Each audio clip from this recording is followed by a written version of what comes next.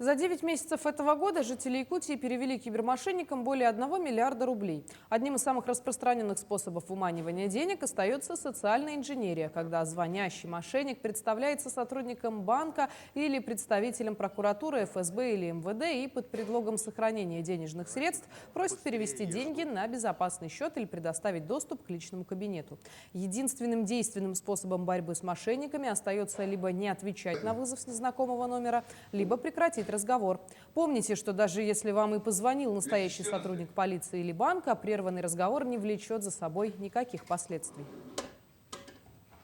Преступники, они обладают в том числе IP-телефонией, подменными номерами, то есть могут вам позвонить фактически с официального номера, который указан на сайте Сбербанка и других иных банков. Были случаи, и до сих пор бывает, когда преступники пытаются вас установить приложение AnyDesk, ResDesk, которое позволяет удаленным способом управлять вашим телефоном, в том числе и онлайн-приложениями, которые позволяют также оформлять на ваше имя кредиты, переводить денежные средства на другие их банковские счета.